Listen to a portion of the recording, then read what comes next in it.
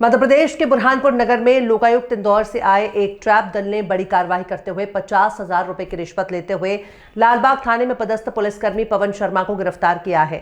इस मामले में लोकायुक्त की टीम ने नेपा नगर थाने में पदस्थ प्रधान आरक्षक दयाराम सिलवेकर को मुख्य आरोपी बनाया है। जानकारी के अनुसार महाराष्ट्र के बुल्ढाना निवासी शिकायतकर्ता दीपक पाटिल ने लोकायुक्त एसपी इंदौर से शिकायत की थी कि उसे करीब 1 साल से बाइक चोरी के झूठे मामले में फंसाने की धमकी दी जा रही थी। ये मामला रफा दफा करने के लिए 50,000 रुपए की रिश्वत मांगी गई थी।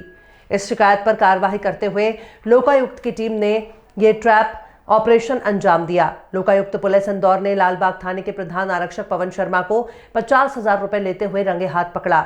मुख्य आरोपी नेपानगर थाने के प्रधान आरक्षक दयाराम सिलवेकर ने ही रिश्वत की मांग की थी, लेकिन उसकी गैर हाजिरी में ये राशि पवन शर्मा ने ली, जिसके बाद उसे गिरफ्तार कर लिया गया है। पैसे आपसे मांगे जा रहे थे, कितनी रिश्वत देते हुए आपने आज दी? वो हमें फर्जी टू व्हीलर की चोरी के केस में, फर्जी केस में मेरे भाई को, अभिजीत को, वो पकड़ने की कोशिश, मतलब वो बोल रहे थे कि हम उसे पकड़ लेंगे। वो केस में वो पैसे की डिमांड कर रहे थे। एक सचिन जादव था और दयाराम सिलवेकर करके 2 पुलिस कर्मचारी थे। वो रेगुलर पैसों का डिमांड कर रहे थे। इसके पहले भी उन्होंने कुछ पैसे लिए हैं और वो हर बार परेशान करते थे। इसके लिए हमने लोकायुक्त में उनकी कंप्लेंट करी। आज किसको पकड़ा? आज दयाराम ने हमको कल बोला था कि आप पेमेंट कल आज की डेट में आप बुरहानपुर आ जाइए और हमको पेमेंट दे दीजिए। हमने दयाराम को कॉल किया, दयाराम ने कॉल उठाया और उसने बोला कि मेरा एक दोस्त मैं भेजता हूँ, वो भी पुलिस कर्मचारी है, उसके पास आप रिश्वत की अमाउंट दे दीजिए। ये दयाराम कहाँ पदस्थ है? तो दयाराम आपका नेपानगर पुलिस चौकी में फिलहाल जॉब पे। अभी जो पकड़ा है वो कौन कहा? ये पवन शर्मा है, ये लालबाग पुलिस चौकी का। उनको पकड़ा है। टीआई का क्या कनेक्शन है? एक्चुअली टीआई मैम भी फोन करते थे। अब सामने वाले बोलते थे कि ये टीआई है, बट कोई मैम फोन करती थी। एग्जैक्ट हमको उनका नाम नहीं पता कि किसने फोन किया था। मतलब वो फोन लगाते थे, दयाराम फोन लगाता था सामने वाला, और सचिन जो था वो ये दो थे। ये दोनों की मिली जुली भगत थी। ये किसे फोन लगाते थे वो हमको पता नहीं था। भैया आप महाराष्ट्र में रहते हैं जी, और आपका संपर्क कैसे हुआ इनसे? जो नेपानगर से हम लेबर वहाँ पे बुलाते थे, हमारा वहाँ पे ईंटों का प्रोडक्शन का है, तो हमने हमारा जो वहाँ पे लेबर कॉन्ट्रैक्टर था, वो लेबर कॉन्ट्रैक्टर को हमने पेमेंट एडवांस दिया। उसने सामने पेमेंट एडवांस दिया लेबर लोगों को, और लेबर कॉन्ट्रैक्टर ने वो पेमेंट रिटर्न नहीं दे रहे थे और काम पे भी नहीं आ रहे थे। तो लेबर कॉन्ट्रैक्टर ने उसकी 2 व्हीलर उठा के लाई, और लेबर कॉन्ट्रैक्टर का इशू था, पर लेबर कॉन्ट्रैक्टर के क्लेम पे वो हमें ब्लैकमेलिंग करते थे। क्या नाम है? जी, मेरा नाम दीपक पाटिल है, ये अभिजीत मास्कर है, और ये हमारा सम्यक जी चौहान है। ठीक है। ये बुल्ढाना महाराष्ट्र के रहने वाले हैं, मलकापुर के दीपक पाटिल। इन्होंने पुलिस अधीक्षक लोकायुक्त इंदौर महोदय के समक्ष आकर जो है शिकायत करी थी कि नेपानगर थाने में एक पदस्थ हैं प्रधान आरक्षक दयाराम सिलवेकर।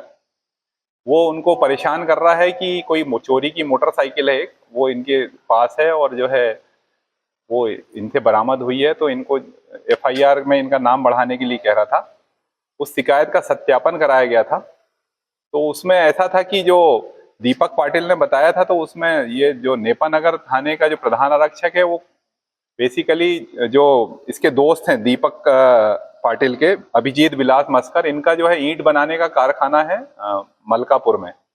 तो जो ईंट बनाने के कारखाने के लिए जो लेबर इनके यहाँ काम करती है, वो नेपानगर क्षेत्र की लेबर काम करती है।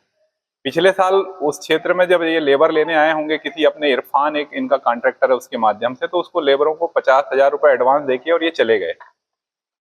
इन्होंने 50,000 एडवांस तो दे दिया, लेकिन जो लेबर थी वो इनकी काम पर गई नहीं। इन्होंने 1 दिन वेट किया, 2 दिन वेट किया, 3 दिन वेट किया। जब लेबर काम पे नहीं गई तो इन्होंने अपने उस कॉन्ट्रैक्टर को बोला कि भाई मैंने 50,000 रुपए आपको दिए हैं और लेबर भी नहीं आई, तो आप मेरे 50,000 लौटाओ।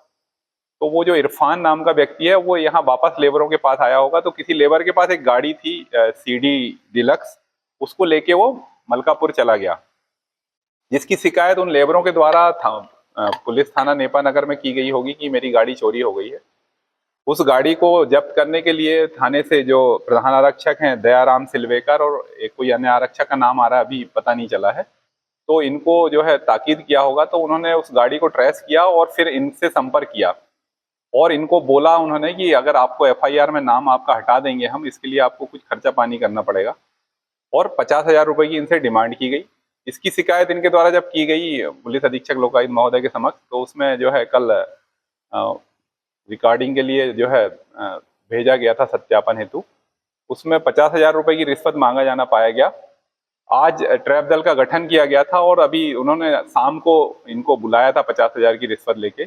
अभी जब इन्होंने उनसे कॉल पे बात करी तो उसने कहा कि मैं अभी कहीं बाहर हूँ, बाग के तरफ कहीं आ गया हूँ, तो मैं अपने किसी साथी को भेजता हूँ, आप उसको पैसे दे दो।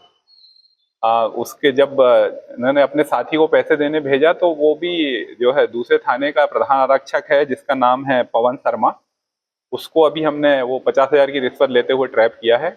दोनों के विरुद्ध भ्रष्टाचार निवारण अधिनियम की धारा 7 के अंतर्गत अभी हम लोग कार्रवाई कर रहे हैं। गिरोह चल रहा क्या था? गिरोह टाइप चल रहा क्या था?